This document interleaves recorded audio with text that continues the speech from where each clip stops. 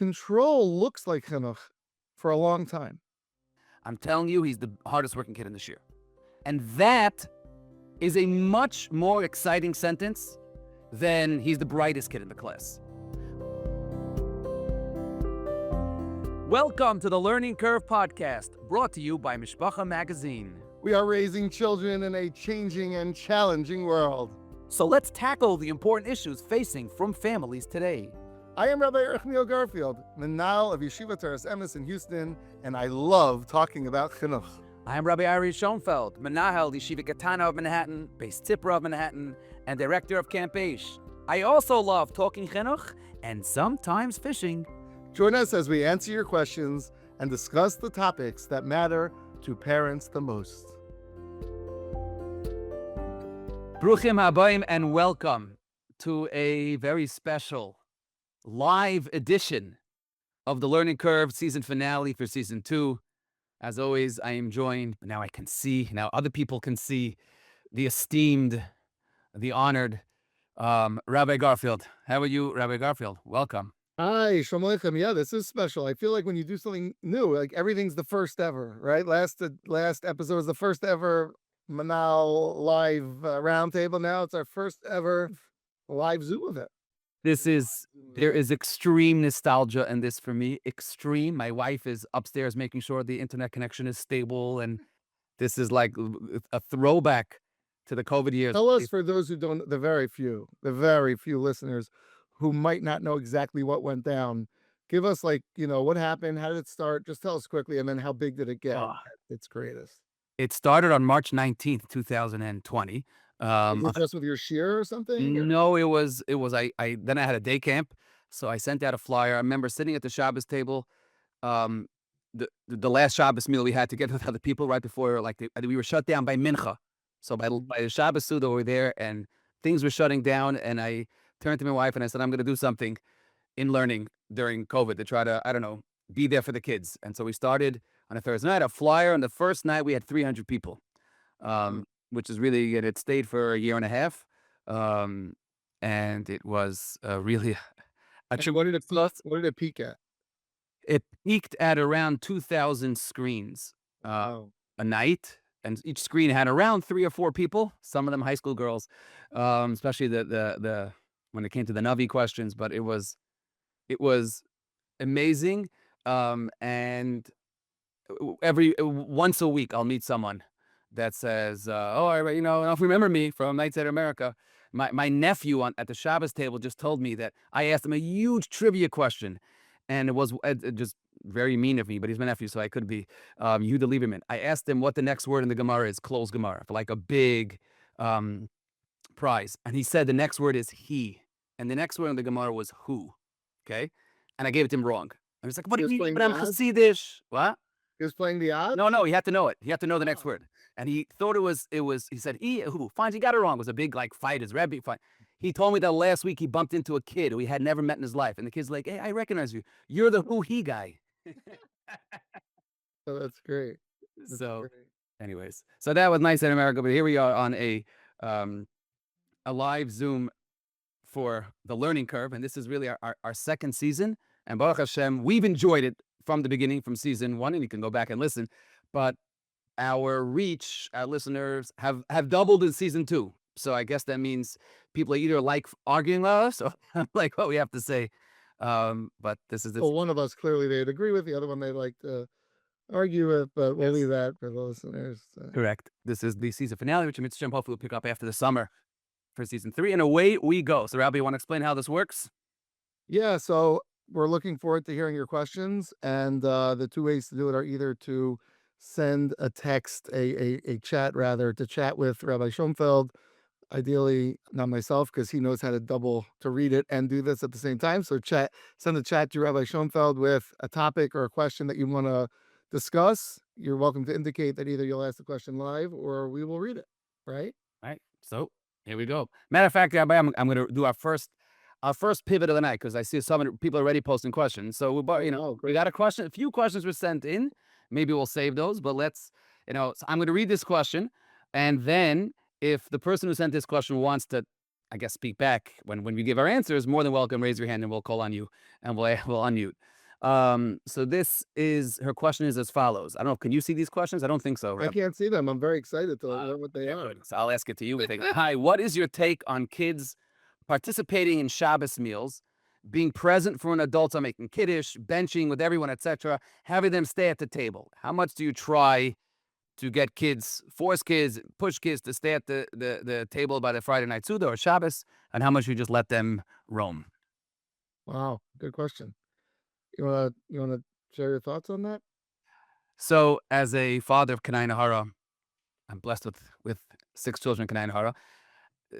I think the theme, if you've listened to any of our podcasts in the last 2 years, or read our articles, I think the theme is and it comes from one of the authors we like to quote is by Jacobson, right? And Spare the Child, of control versus chinuch. And any type of forcing the kid to sit at the table, forcing the kid to say a Dvar Torah, all of those forcing usually come back to bite you. And maybe not now when your son or daughter is 8 or 9, but I don't think you're fostering, a love for the Shabbos Suda by doing that. As always, it's role modeling, right? That's the best. Make your Suda so exciting and fun. Again, not everyone has that Suda, but make it that the kids matter and have them say Divrei Torah. We have a Shabbos Parsha baseball game that we play without bats and balls. Try to do what you can to make it exciting for them to stay at the table. But I don't know what you gain whenever you use that. Trying to make sure that everyone's there. Yeah, we're acting for kiddush. I think I've been zeicha to be at a lot of people's houses. By kiddush, the people come to the table, and you tell everyone to come. And if you create that surah and that yeshivos, I think by and large, and for those that aren't, you're gonna have to be creative. Yeah, I think I agree 100%. And I think in a way, it's sort of like the canary in the coal mine. If your kids are running away from your Suda, that's an indication that something could be adjusted. Either Or they're tired, or they're really tired. every meal, they're very tired. Every Shabbos, they're very tired. At all meals, like, okay, doubt it. I think more it indicates that listen, if a person's relationship is very uncomfortable, generally, then they don't want to be at the meal with them. Not because of anything they're doing at the meal, just because it's an uncomfortable relationship, right? Who wants to spend time with someone they're uncomfortable with? I certainly wouldn't want to.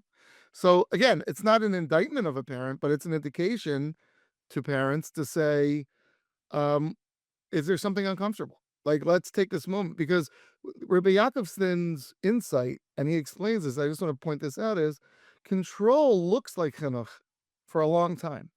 Right. Like, you can get away with control for years, till your kids are 16, sometimes 18, sometimes even 23, sometimes 27, you get away with it. But then the longer you do that, the bigger it's going to blow up. I think he uses the muscle of the rubber band that one pulls. I don't know if he uses it or someone in the similar space uses it. Like, you pull, and then when you let go. So someone listening might be thinking, well, I could force them and they'll come. Yeah, it's true. You could. They would. But I would say use their behavior as a communication to you, to say to yourself, what's the bigger picture here that we might be missing? I'm gonna ask. I think her first name, it says, is Sarah. So if she wants to mute yourself or not, I guess not. That's the woman's name. So I think the better question, Rabbi Garfield, that I want to pose on the Friday night Suda is, and this I don't have an answer to, because it doesn't exactly. I don't have a great answer for this. Is the seating arrangement, right? What's the seating arrangement do you have like assigned seats? Oh, boy, do we. Oh, You have assigned seats no matter what? I will assign it. The kids have their shitas and they work it out and negotiate and discuss it. Of course. It's not assigned. I mean, I don't care where everyone sits, but one wants to sit next to mommy and one wants to sit at the other head and You don't have assigned, right? So do you want to know the biggest in the Schonfeld home? The biggest, there's a kvias. There's a kvias mostly. right? And then kids come home from yeshiva, do they get back their kvias, or do Right. but why is that why is that worthy of our Because I have no answer for it. Because in my house, every single Friday night is another saga and another sugya. really? Yeah. Yes. So why don't you can't come up with a rotation system? You could come with a rotation. You could. And but why is it a rotation? Maybe the Bechar should always sit next to, Abba or Mami. We spoke about before about control, not chinuch. Just I heard a story last week about Rabbi Moshe that happened very recently. He was asked to go to Bnei Brak, and he had to go to. I was asked by one of the Gedolim to come for a very important meeting. So Rabbi Moshe went to the meeting, and he came back, and someone asked him, "Did you visit your mother when you were in Bnei Brak?" Rabbi Moshe's mother was kind of Hara, probably well into her 90s, I think. And the person said to Rabbi Moshe, "Did you visit your mother?" And he said, "No." And they said, "You were in Bnei Brak and he didn't visit your mother?" And he said, "It was the middle of second Seder. She would be so embarrassed to see me not in yeshiva. It wouldn't be nachas for me to come into the house in the middle of second Seder." So that's, again, just Rabbi Moshe has this understanding of the value that his mother placed, and he's Rabbi Moshe Eli, right, in second Seder, that he felt it wasn't, he didn't have to be told. He just felt it wasn't, he didn't feel. All right, next question. I started this one, Rabbi, I'll give you this one. This one is from someone named Chani. And hi, huge TLC fan. See, that's the way you get us to read it, because when you write that. Here with the question: if a child is having a very frustrating moment, either at me or not, and they say something that comes out chutzpahdik, not terribly chutzpahdik, but definitely not the way they should be talking to a parent, should you call it out in the moment, or wait till the moment calms down before you tell them? By the way you spoke to me before was not the way we talk I guess that'll be an example. By the way you spoke to me before was not the way we talk to the parent. How do you address chutzpah, not something that's outrageous, that, how do you address chutzpah in the moment, not in the moment? Obviously, parents will have different intuitions given the greater moment, but I'm going to tell, if there are any kids listening or anyone who wants to get anything done, I'm going to share with you the Garfield secret to get anything you want done from someone else. Here it goes. Okay. Number one, you never do it in the moment. Too dangerous. They're emotional. They're going to be upset. They're going to be defensive. Number two, in private. If you ever give feedback to someone where anyone else could hear you, immediately defensive, emotional, dismissive. So number one, not in the moment. Number two, in private. Number three is using an I statement. What does that mean? An I statement is, I felt bad when you said that. It's very hard to argue with that. You really can't. You didn't feel bad. But, it made me feel bad. Or I was sad when you talked to me that way. You were not sad. What are you gonna say? You're not sad. So I would suggest that if someone wants to change, Is that way? Are you trying to guilt them? Is that what you're trying to do? To guilt them? You're reflecting back to another human being the way you experienced that moment. You're giving like feedback. You're saying, listen, now, depending on the situation, there are times when you could say, I'm not sure that was the most respectful way, but the more directed you're trying to avoid the person's psyche going into protection mode by dismissing you. That's always the immediate reaction. I've never seen anyone driving where they do something and then someone gets mad at them, like, "Oh, you're right, I'm sorry." Never. It's always like, "You did it, not me." It's our natural reaction is just to like defend ourselves, because we're also insecure of being called doing anything wrong, that we immediately shut down and we won't even listen to the feedback to protect ourselves. That's like the nature of every person. So if you're right away, you say that was wrong, they're like, no, it wasn't, and they don't even hear you. Right. Or to save face, if it's in public, they won't even hear you. But if you do it privately and not in the heat of the moment, and you use language that's least triggering, you have a chance of the child actually hearing you. So that's the general rule. Obviously, like I said in the beginning, there are times when there are exceptions to things.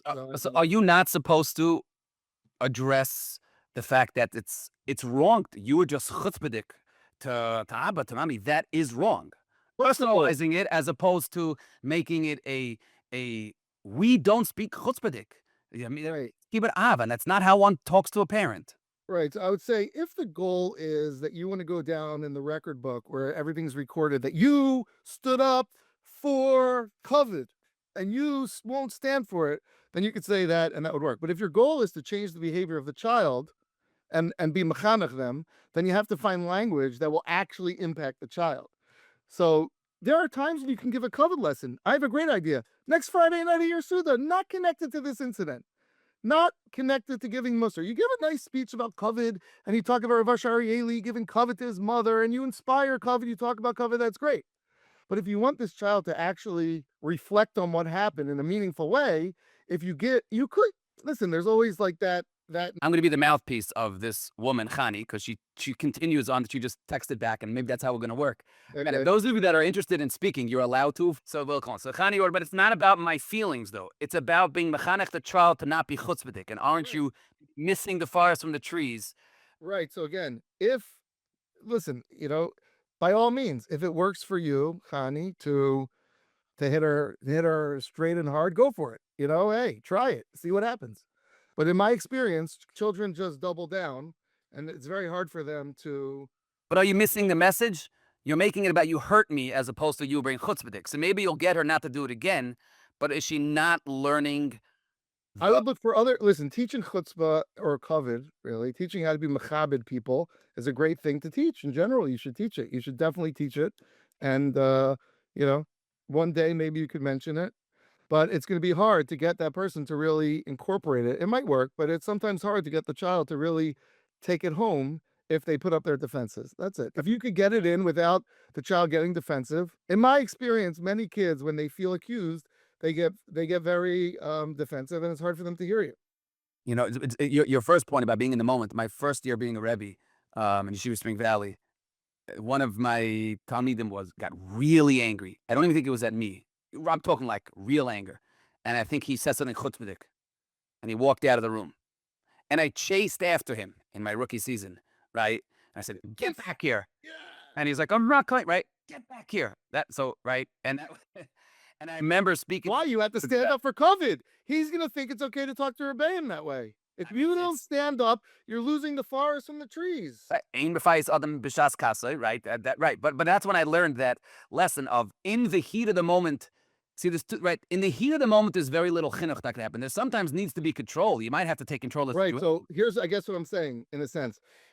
If later you make it too accusatory, you're reigniting the heat of the moment. That's all. If you could get the message across without reigniting the heat of the moment, maybe that's the place to go. Like if you say, yesterday when you came over to me and you said, be quiet, that was very chutzpahdik. Yeah, okay, that's, what? Maybe that could be done. I'm okay with that. As long as it's not, if you do it too aggressive and too accusatory, the child's just going to go back to the heat of the moment and not listen to you. Right. They're going to get defensive. They're going to say, you know why I did that? Because you, and there you are again. So you have to be careful not to reignite it. Again, don't think that I'm not into teaching kavod and teaching appropriate kavod. You have to do that. That's an ongoing thing. But as a reaction to helping the child appreciate their behavior, sometimes doing it softer gets the ability for the child to internalize the message. There are. Oh, 1 second. Khani's not done. Oh, amazing. Got it. Thank you. All right. Well done. You like Khani. Another TLC listener saved.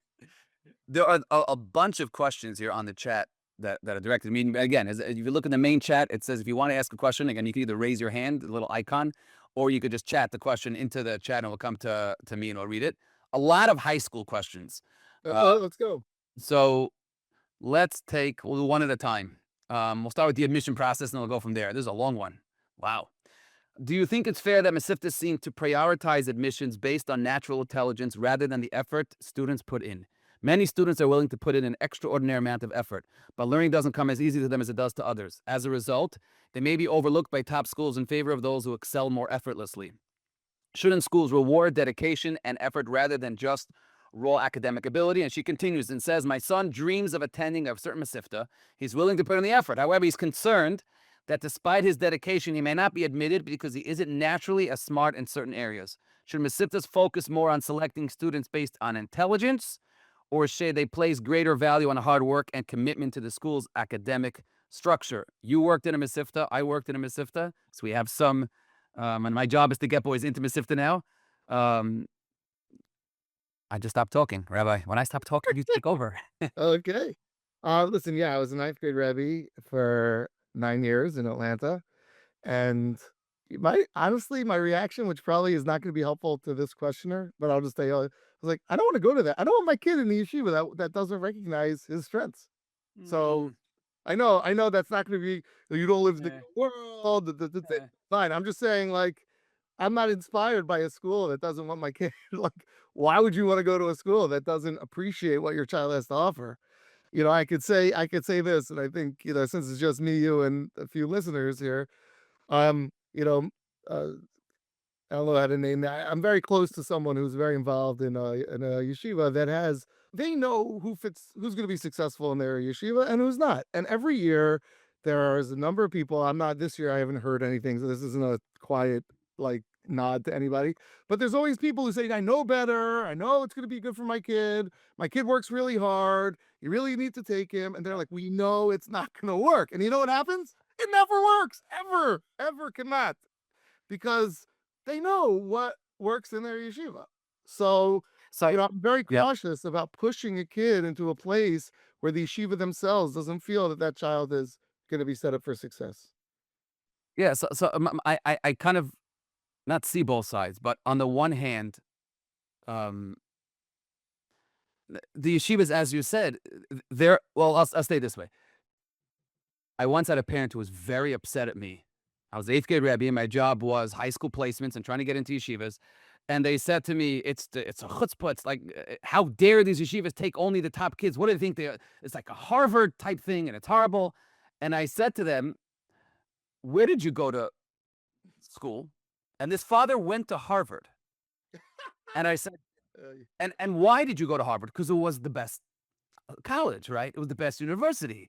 And we need a Harvard for the kids that are capable of going to Harvard. So the concept of having yeshivas that are for, I'm not gonna use the word mitziyanim because it's, an eye roll, but the concept of having yeshivas on different levels of learning, and there are certain yeshivas that are start out on a certain level of intellect, then I think there's nothing wrong with that. And there are certain boys that maybe for reasons that are, whether it's social or whether it's family pressures or whatever reasons, want to go to yeshiva that they don't belong in. So there's definitely a part of that where, because there's a pressure and you want to be viewed a certain way, that you try to get into a yeshiva that you don't necessarily belong in.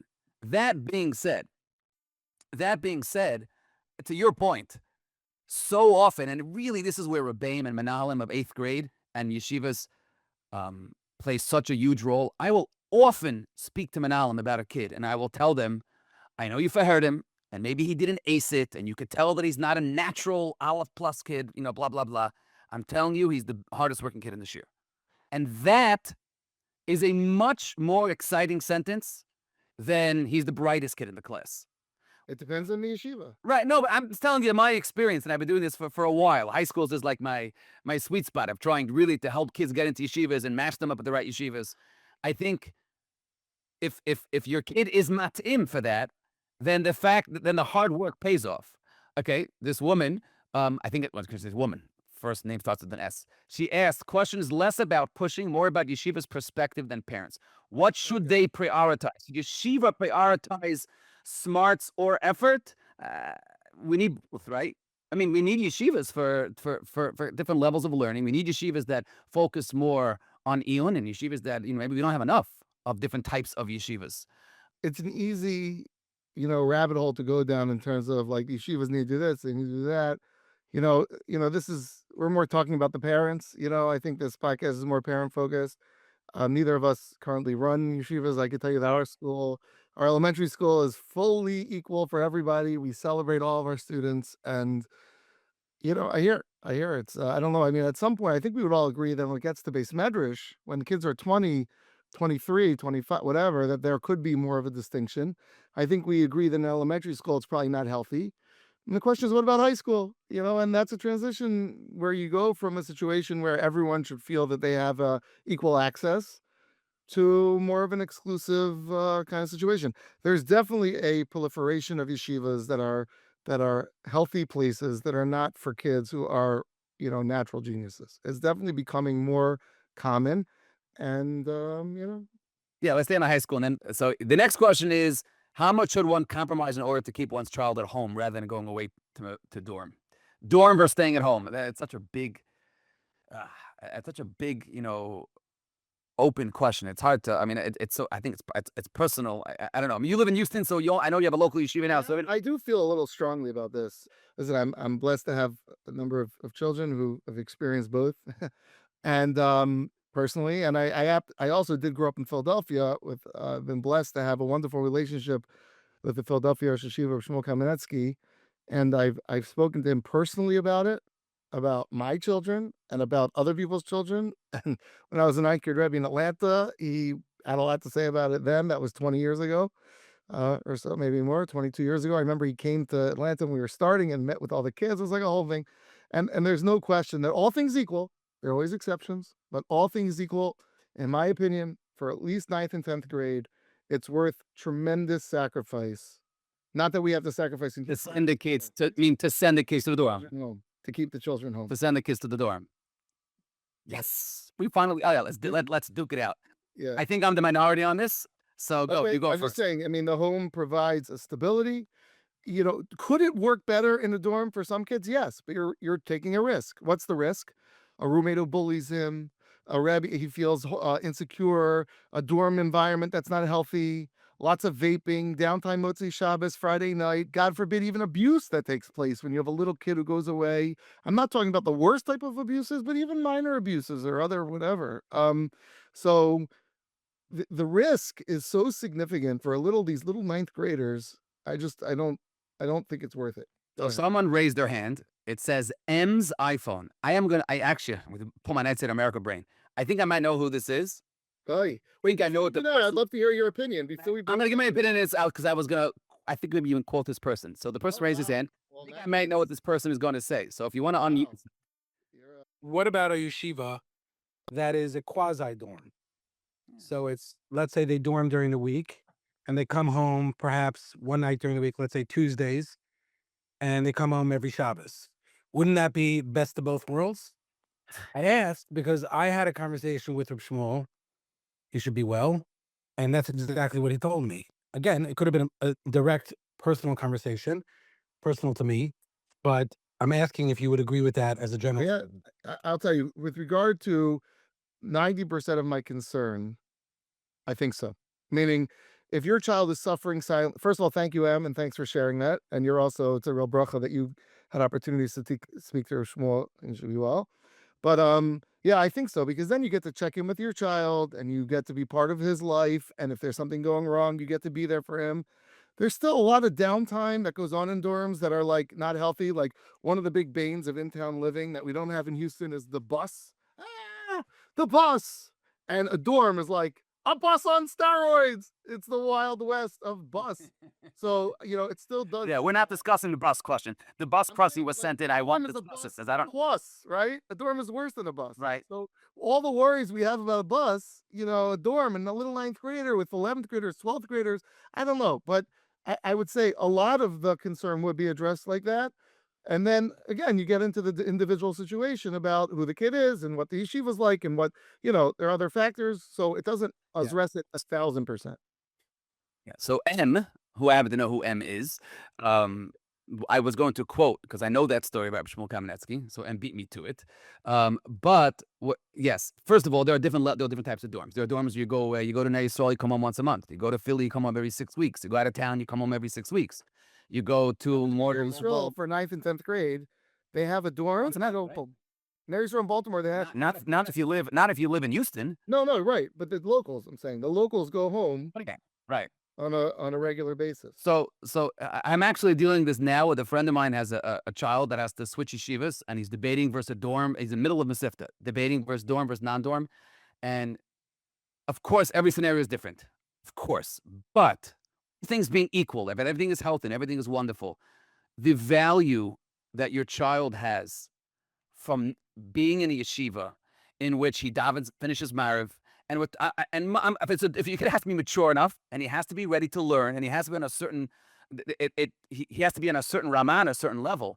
But the value of Thursday night in yeshiva, in which you daven Mariv at 8:30, and then probably don't have homework because if yeshiva's dorm is probably not much homework, and then you go back to yeshiva, and then you have a chavusa, and you learn maybe the Bis Medrash guy, and it's 10:30, 11, and you're fighting with the mashgiach because it's past curfew, and you want to learn. That experience is priceless. And yes, if you're able to get the kid home for Shabbos, then that's where the best of both worlds comes back, in which Long Beach, 9th grade, a lot of yeshivas are Naftali. There are different yeshivas that slowly introduce the long-term dorm. But I think if your son doesn't have to come home, or whether you have a video game at home, right, or whether you have sports games at home, or just siblings at home, and minutia at home, and hack, yes, the dorm has to, there are challenges to a dorm. But I have 3 children, and I did all the experiences, 3 sons, and all the experiences, and Baruch Hashem, all 3 are knocking. But I think, And what would you say about waiting till 11th grade to do that? Like, meaning you still have a risk. We're agreeing that when you send someone to a dorm, there's a risk. I You think agree there's with that, right? tremendous. I was sitting for 10 years. I was a Rebbe in YBH Passaic, and the Passaic standard parent is we don't want to send the kid to the dorm. And I would have this conversation every single year with parents, and sometimes the parents felt strongly, and of course didn't listen to me. But it was the value, and the dorms that we were talking about were these hybrid dorms. The value is immeasurable. Your son will grow up, will mature, will steig. You can, zwei mal 12 is nicht 24, right? The famous word from Rav Gifter about Rabbi Kiva that an hasmada coming home could sometimes be a break. That being said, there are local, every town is different, and in Mesivta and in Passaic, the local yeshivish, you come home at 11 o'clock at night anyway, so it's almost like a quasi dorm, right? The kids that are really learning.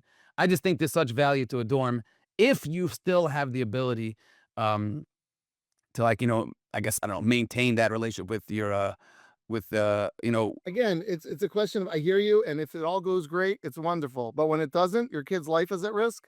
And I think he'll get those experiences in 11th and 12th grade. And why take the risk? We're talking generally, okay? Obviously, there are exceptions. But generally speaking, I would say, why take the risk? Why rush? It's not a sprint. It's a marathon, right? So why rush into something that has inherent risk? If you have an option at home, let him go hungry. Let him go ready to go. He'll have those experiences in 11th and 12th grade. Shalom al Yisrael. So We could disagree. yeah, We could disagree. yeah. How could one assess if their child is cut out for the dorm or not? Fair question. Yeah, that's a great question. I would say number one is how they do in sleepaway camp. Some kids are stronger socially. I mean, basically it's a question of how they will deal with adversity. When they have a hard day at school, what happens? Yep. Do they need a lot of comforting and a lot of support, which is nothing wrong with a 13-year-old needing that. That's not dysfunctional. It's just different needs. Are they more macho, or they, and I think that all plays into it. Do they have friends go? Right. I think that's the part where parents have that bina yasera, in which the first conversation was a hashkafic debate, maybe about the value of dorms, whether your son is mature enough and ready for a dorm. I don't want to say you'll know, but trust your gut. Trust your gut whether it's the right environment, and every dorm is different, obviously. But yes, sleepaway camp is a big barometer. If you struggle in sleep, it's not the same. But if you struggle in sleepaway camp, did he shower for the 4 weeks? Did he, who's going to help him with homework, especially if he's medicated? That's a big challenge. Who's going to be on top of his medication? When he has a bad day, is he going to tell someone? I don't mean anything crazy. Kids that share with their parents, are you concerned that if you send him to the yeshiva, he's going to have no one to share that, I don't know, he had a rough day in shir? These are the things that you really have to assess. Let's go to this one. I think it's not so prevalent in our circles, I hope, but let's talk about it. A little bit of an elephant in the room. I don't know if you're aware of this, Rabbi Garfield, and that is gambling. Are you aware of the struggle of gambling that is creeping slowly into the world of teenagers, high school teenagers?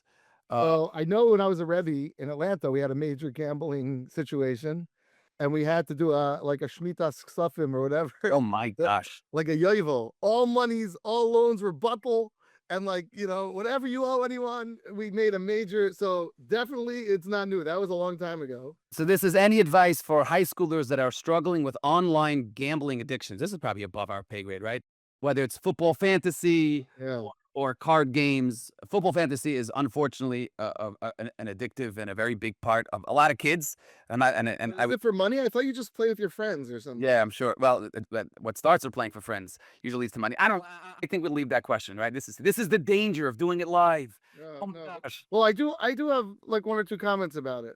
I don't have a lot of experience with online gambling. It happened to be that I found out it's illegal in Texas, by the way, which was interesting.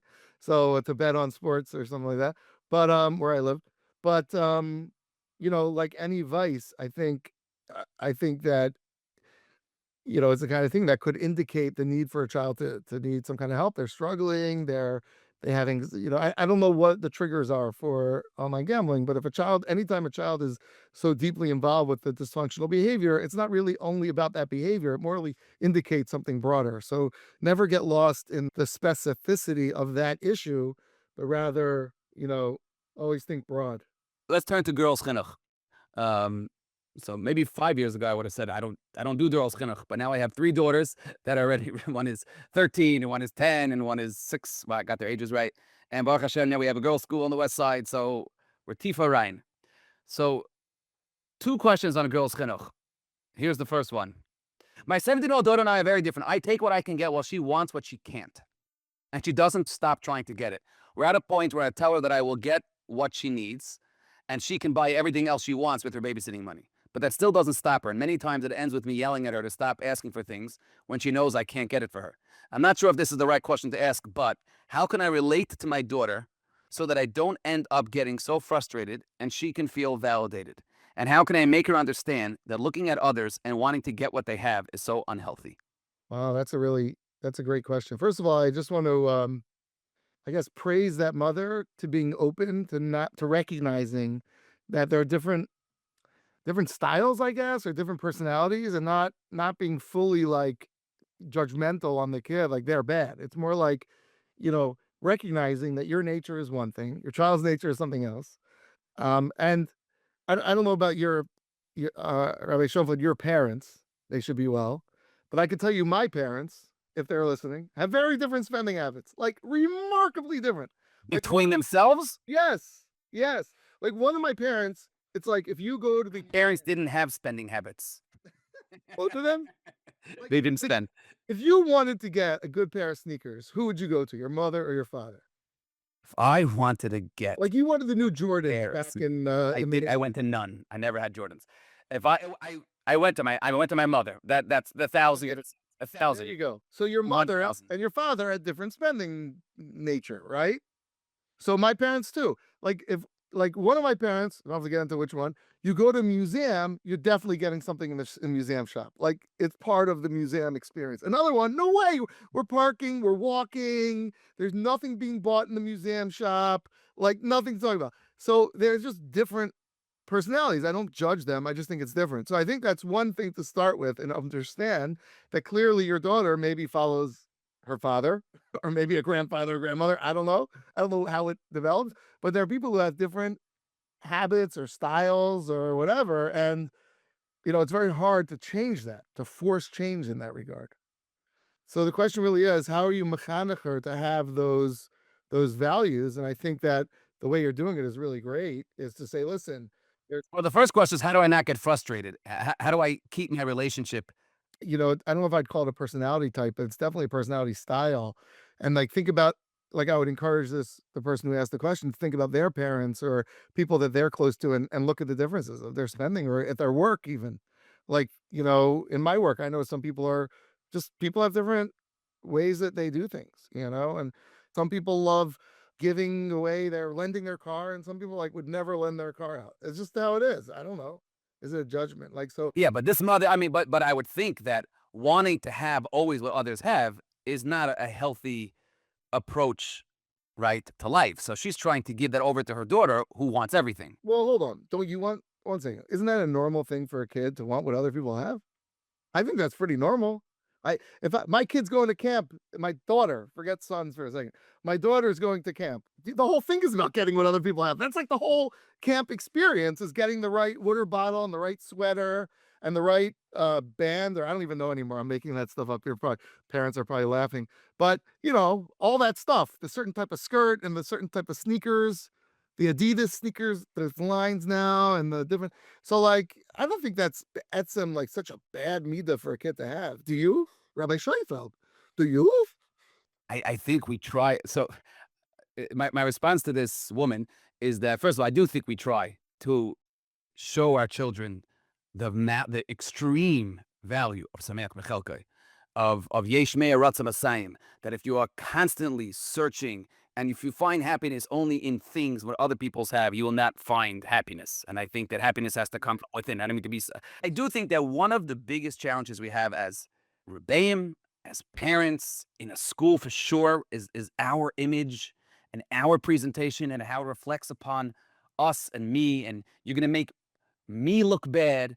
And to me, one of the challenges that we have as parents is when a daughter does something, we reflect it on ourselves, and they are not you. They have milas that you have, they have chesronos that you have. Our sons are like that. Our talmidim are like that. There's a certain rebbe that I'm dealing with that is struggling with a couple of kids, and he's like, and he's taking it. It's like it doesn't reflect poorly upon you if this kid has this struggle necessarily. And I think that's such an important thing that we live vicariously through our children. That's a little bit what nachas is, right? But when our daughters have these, what we look at, or our son has, we look at as weaknesses or chesronos or challenges. I think half of our frustration, and I'm going to speak personally, is that ego of how does it make me look? And I think it's a life battle to respect the kid for who they are and their challenges, and realize that it doesn't reflect poorly, or even sometimes the opposite, positively on me. I think it's a challenge, but I think the more we can be aware of it, because the kids hate when, you're just saying that because you want or you care, right? All right, let's move on. Next, thanks for this great platform. I'm a mechanechos in a quite modern high school in Eretz Yisrael. Nice. Woo, where things are obviously different than the States. Okay, quite modern high school. Okay, we have a no smartphone policy, and the principal wants to hear every time we have info about a girl with a smartphone. Usually to suspend for a few days and shake up the other girls. Sometimes as the mechaneches, I feel like that is the last thing that will benefit the girl, as I am more aware to where she is holding. Oh, great question. Yeah. My question is, as in for the girls and classes benefit, how much should I keep it to myself and not leave it for the principal to deal with? Now, if this woman is in Eretz Yisrael now, she just put this on the chat. Kol kavod, because it's 3 o'clock in the morning or 4 o'clock in the morning. But anyways, this is an amazing question, right? I don't know what I don't know what her role is. That's the truth. So maybe she can write So back. what's the question? What a Christ? Can you say the question part? How much should I keep it to myself and not leave it for the principal to deal with? In other words, right. She thinks the worst thing in the world for this girl is to get caught with a I mean, not leave for the principal. I mean, should she snitch, so to speak? Right. The kid obviously thinks it's snitching, but it's kind of her job. I'm saying that's the question, not leave it to the principal. Should she tell? Okay.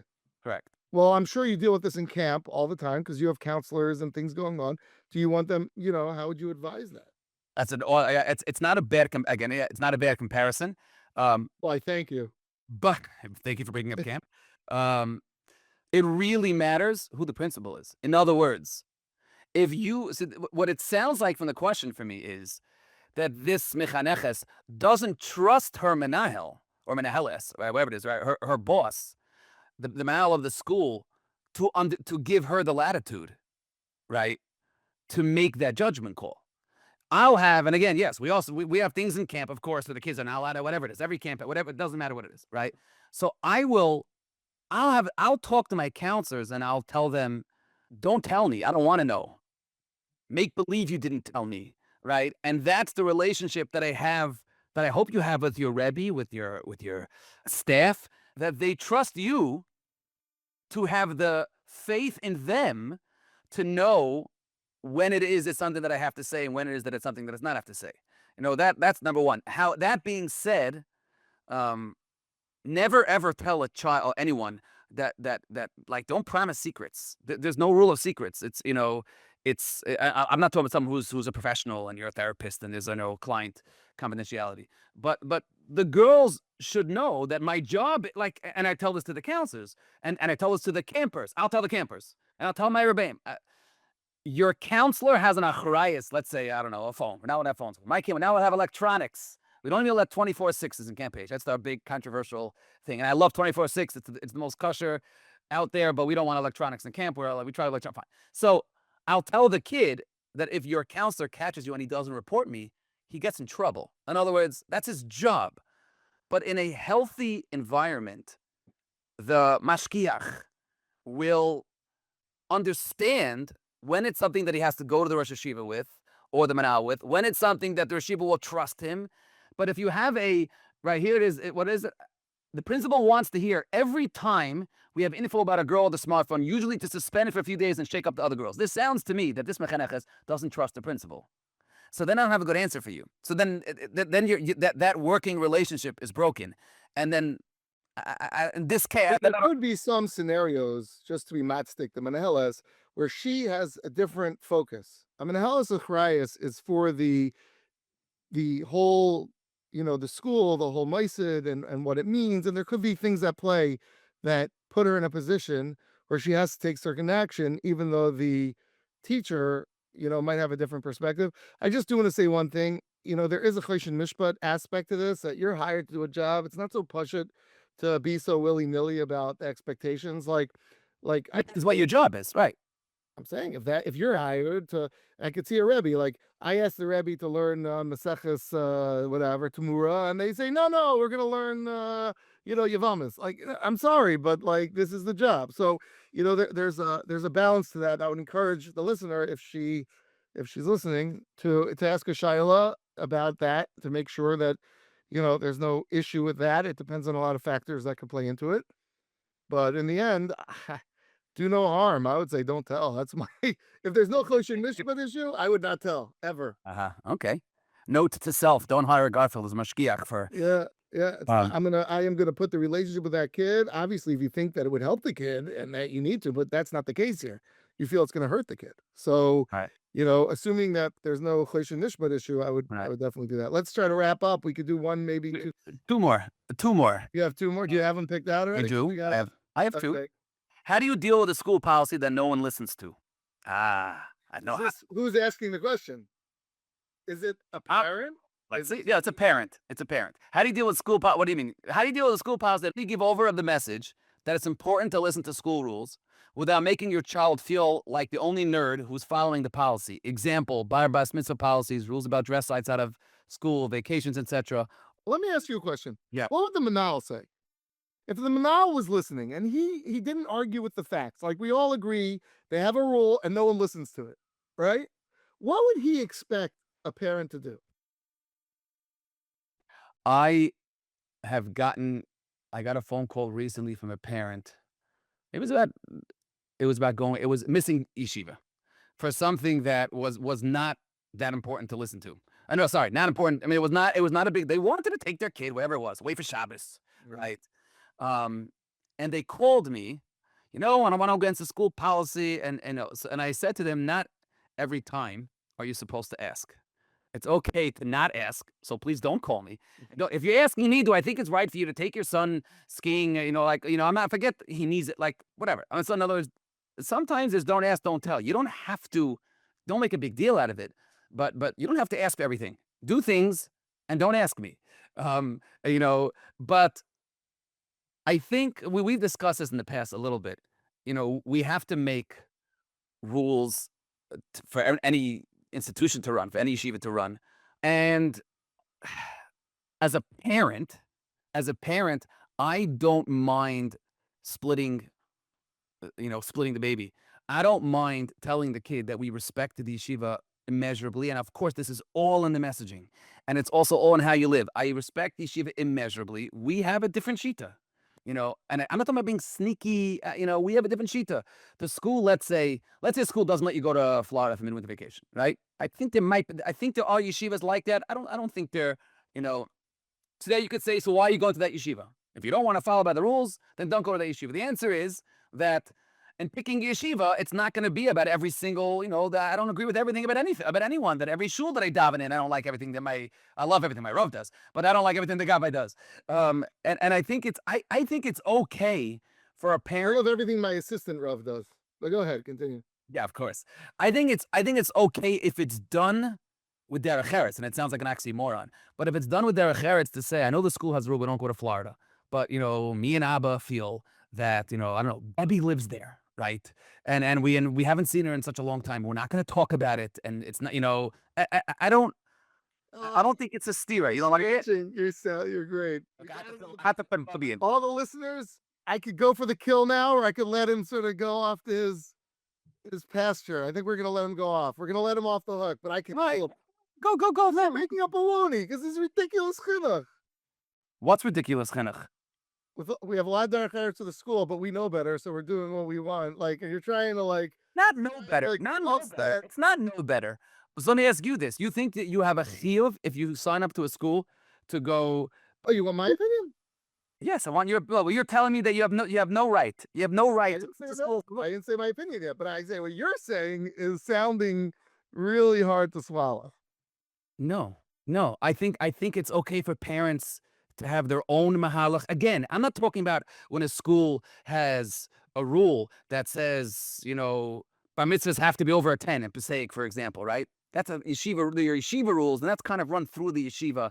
And then you're going to finish your bar mitzvah at 11 o'clock, and the kids are going to get in trouble. I'm not talking about that. I'm talking about, when there's a certain understanding and a certain, that's the Florida rule. The Florida rule. I'm not saying what happens when the principal calls. But I don't like that rule. I think that rule doesn't make sense as a parent. I think it's wrong. I think it's wrong. And you're telling me it's good chinuch to do that? I don't know. I have a hard time. I'll tell you what I would do, but like, I'm listening. Okay, lucky for you, the show is over, so I don't get to rub your face in this too much. Oh, what rub? Yeah. But this is what I would say. I would say like this. I think it's a real challenge, and and as an act of chinuch, I would bring the family, or I would go to our Rav, our posek, and discuss it with them. You do that every single time that the school. How often does this come up? Let's see. Dress code outside of school, vacations. You're gonna go to the Rav when your daughter wants to. When the school has a rule that there's a certain that you're not allowed to wear shorts. So let's say the easy one. Boys are not allowed to wear shorts in yeshiva when they play ball, even outside the yeshiva. So you're gonna go to the Rav. Yeah, I would go to my Rebbe, and I'd say, here's the story. I would go with my son. It's amazing chinuch. So you just I see think there's- really you're passing it off. So, okay, so you're the Rav. I don't say so you're just passing off you're passing the buck. You're the Rav. To be parent, I think a Rav has to paskin. There are additional factors that you have to consider. You're passing it. Where I ask, You're this person's Rav. You're this person's Rav. What would you tell them? it sounds like this is a in-town issue. I don't live in town, and I don't mean to, I just don't know how it works. Like, that's why I'm curious. If you called the Manal and asked him, not about you, but in general, what is the Manal thinking? What are you thinking when you make a rule that no one's going to follow?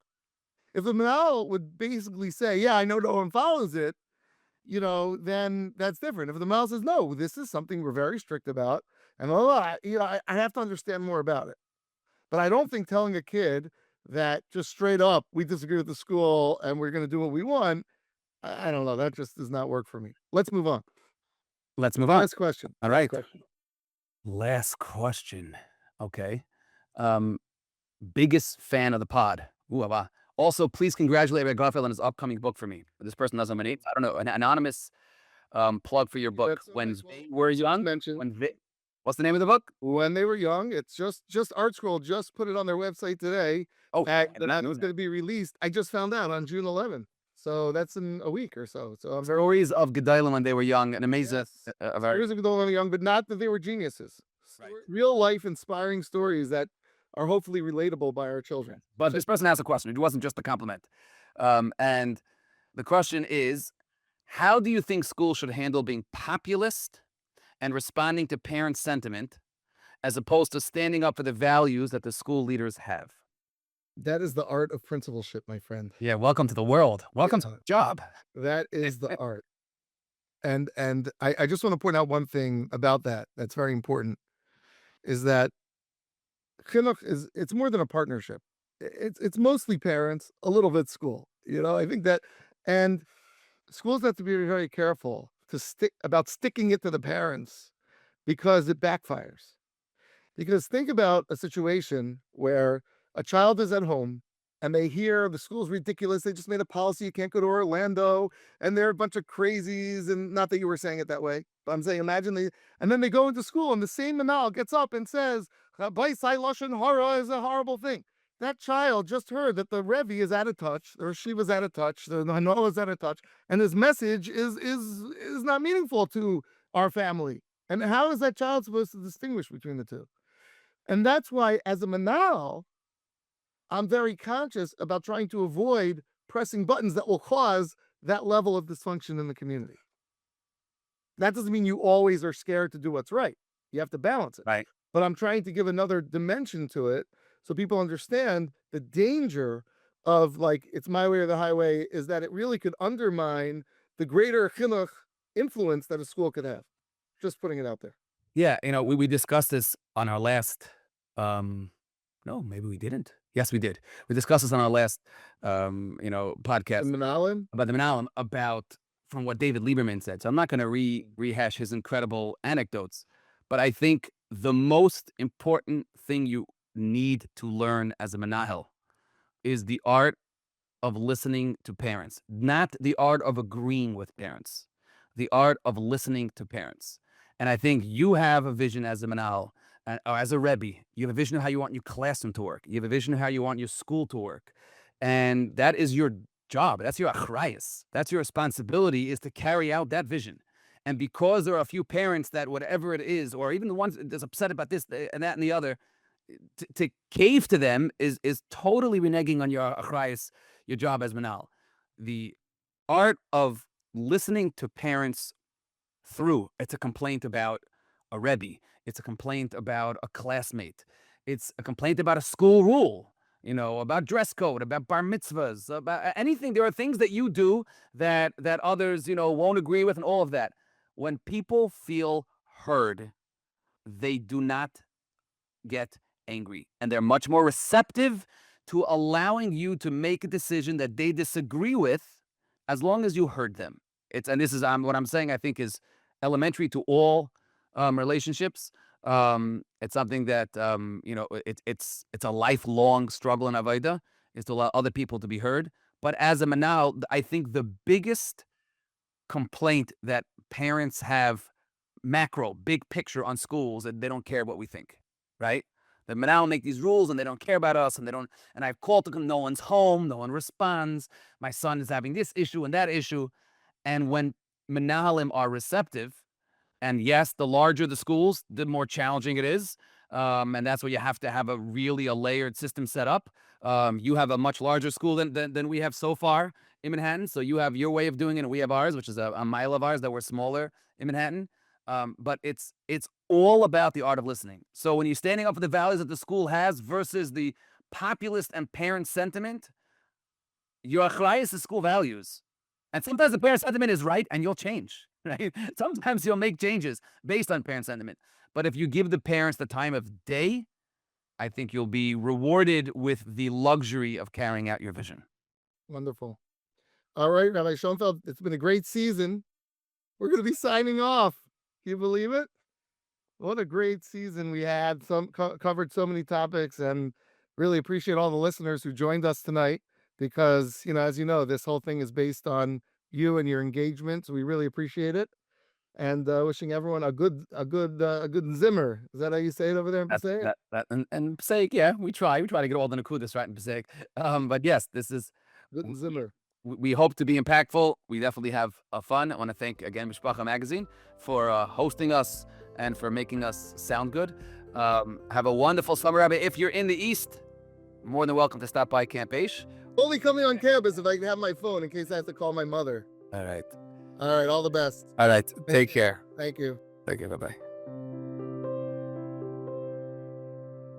By the way, I was listening to the Menahel podcast, and someone said 27 times 3, and you banged that out in like a second. Are you like a math person, or what was that? Well, you're listening on 2 speeds, so that's No, I was in retrospect, I was there. It was live. You know math. I have to enjoy numbers. Yeah, you were like, oh, man. 81. I'm like, how do you know that? That took me a few minutes. I'm like, what? Anyway, okay. 20 times 3 is 6. Whatever. I don't even want to know.